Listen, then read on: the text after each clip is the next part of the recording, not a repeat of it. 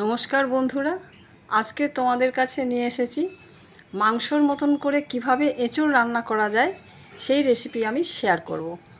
দেখো, এখানে একটা গোটা এঁচোড় নিয়েছি। এঁচোড়টা আমি পুরোটা রান্না করব না, অর্ধেকটা করব। আর এই এঁচোড়টা আমার মেয়ের বাগানের একেবারে টাটকা গাছ থেকে পেড়ে আনা। তো দেখো, এই এঁচোড়টা রান্না করার জন্য কি কি লাগছে। এখানে একটা আলু দিতে হবে, তাই আমি এখানে বড় সাইজের আলু নিয়েছি। একটা বড় পেঁয়াজ নিয়েছি, এটা কুচিয়ে রাখবো। আর এখানে এই পেঁয়াজ, আদা, লঙ্কা, টমেটো, রসুন এগুলো সব একসঙ্গে দিয়ে একটা মশলা রেডি করে রাখবো, মানে বাটা মশলা। আর এখানে কি শুকনো মশলা লাগছে দেখো। শুকনো মশলা বলতে এখানে 1 চামচ করে ধনে আর জিরে গুঁড়ো আছে। এখানে গরম মশলার গুঁড়ো আছে 1 চামচ, চিনি আছে 1 চামচ, 5 ফোড়ন 1/2 চামচ, গোটা গরম মশলা 1/2 চামচ, আর এখানে কাশ্মীরি লাল লঙ্কার গুঁড়ো 1 চামচ, নুন 1 চামচ, আর এখানে পরিমাণ মতো হলুদ আছে। এইগুলো হচ্ছে শুকনো মশলা। আর এখানে আমি কিছু ফ্রোজেন মটরশুঁটি রেখেছি, সেটাও আমি কিছুটা দিয়ে দেব। আর যেহেতু এটা আমি মাংসর মতো করে রান্না করে দেখাবো, তার জন্য আমি এখানে কিছুটা মিট মশলা রেখেছি। মিট মশলা দিয়ে রান্নাটা করব। তবে চলো, প্রথমে আমি এঁচোড়টা কেটে আসি, কারণ এঁচোড় রান্না করার থেকে কাটাটাই যেন আমার কাছে বিরাট ঝামেলার কাজ মনে হয়। তো এঁচোড়টা আমি অর্ধেকটা কাটবো, পুরোটা নেব না।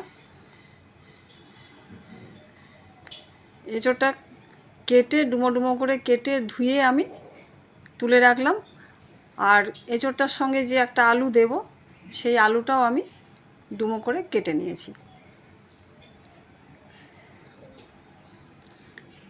আলুটাও দেখো ডুমো করে কেটে পাশে রেখেছি। আর এই এঁচোড়টার ভেতরের থেকে কিন্তু অনেক বিচি বেরিয়েছে। এই বিচি দিয়েও কিন্তু খুব সুন্দর একটা রেসিপি রান্না হয়।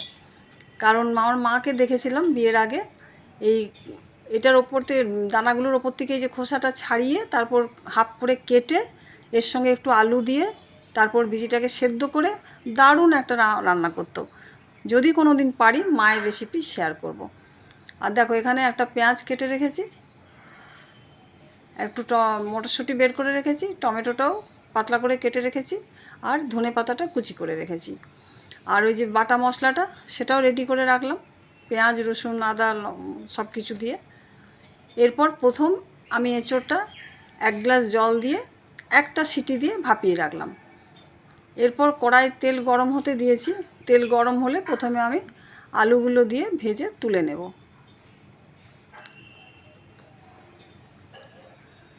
এখানে আলুগুলো একটু নুন হলুদ দিয়ে ভালো করে ভেজে তুলে রেখে নেব।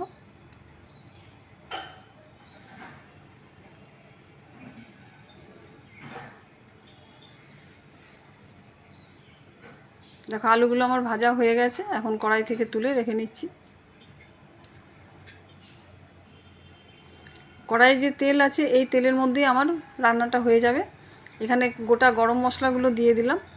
গরম মশলাগুলো একটু ভাজা গন্ধ বেরোলে তারপর এখানে সাইড করে দিয়ে দেবো আমি 5 ফোড়ন আর লঙ্কাটা। 5 ফোড়ন আর লঙ্কা আর গোটা গরম মশলা সব একসঙ্গে ভাজা হয়ে গেলে আমি এখানে যে একটা বড় পেঁয়াজ কুচি করে রেখেছি, সেই পেঁয়াজটা দিয়ে লাল লাল করে ভাজবো। দেখো, এখানে পেঁয়াজটা দিয়ে দিলাম। এবারে পেঁয়াজটাকে আমি খুব সুন্দর লাল করে ভেজে নেব। আমি ওই যে বলেছি মাংসর মতন করে রান্নাটা দেখাবো, তাই যেভাবে আমি মাংস রান্না করি ঠিক সেইভাবেই তোমাদের কাছে এঁচোড় রান্নাটা দেখাচ্ছি। দেখো, লাল হয়ে ভাজা হয়ে গেছে পেঁয়াজটা। এরপর আমি এখানে টমেটো কুচিটা দিয়ে দেবো। টমেটো রান্না করে একটু নরম হয়ে গেলে আমি এখানে যে শুকনো মশলাগুলো আছে, সেই শুকনো মশলাগুলো দিয়ে কষিয়ে নেব। এখানে আমি প্রথমে দিয়ে দিলাম হলুদ। আমার সব কিছু ওই অর্ধেক এঁচোড়ের পরিমাণ মতো রেডি করা আছে। কাশ্মীরি লাল লঙ্কার গুঁড়ো দিয়ে দিলাম, নুন দিয়ে দিলাম, এখানে ধনে আর জিরে গুঁড়ো আছে দিয়ে দিলাম 1 চামচ করে, আর এখানে চিনি 1 চামচ দিয়ে দিলাম। এরপর সব একসঙ্গে দিয়ে খুব ভালো করে এটাকে কষিয়ে নেব। দেখো, কষানো হয়ে গেছে, তেল ছেড়ে এসছে। এরপর এখানে যে বাটা মশলাটা আছে, রসুন, পেঁয়াজ, আদা, লঙ্কা সব কিছু দিয়ে, সেই মশলাটা দিয়ে ভালো করে কষিয়ে নেব।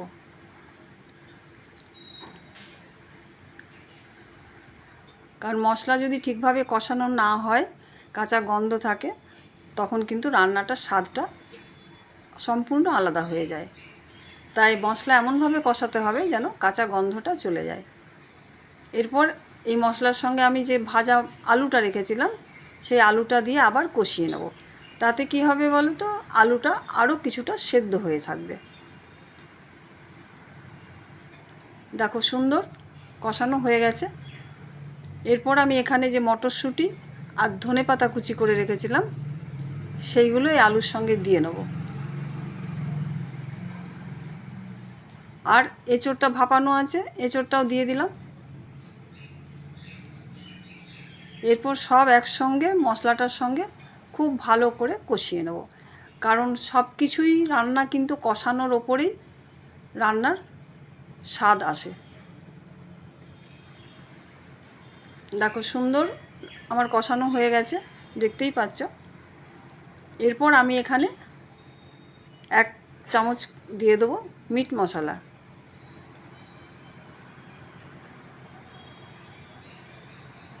মিট মশলা দিলে কিন্তু এঁচোড়টা পুরো রান্না হবে মাংসর মতো একেবারে। দেখো সবটার সঙ্গে মিশিয়ে নিলাম ভালো করে।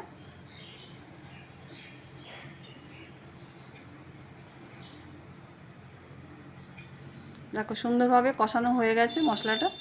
এরপর আমি এখানে গরম জল করে রেখেছিলাম, 1 কাপের মতো গরম জল দিয়ে দিলাম। কারণ জল খুব একটা বেশি আমি দিচ্ছি না, কারণ এঁচোড়টা আমার সেদ্ধ করা ছিল আর আলুটাও কষানোর জন্য বেশ ভালো সেদ্ধ হয়ে এসছে। এরপর 1 মিনিটের মতো আমি ঢাকা দিয়ে রেখে দিয়েছিলাম। ঢাকা খুলে দেখাচ্ছি তোমাদেরকে যে কত সুন্দর রান্নাটা হয়েছে। দেখেছো, সত্যি একেবারে মাংসর মতো যেন গন্ধটা আসছে। এরপর আমি এখানে দিয়ে দেবো 1 চামচ ঘি।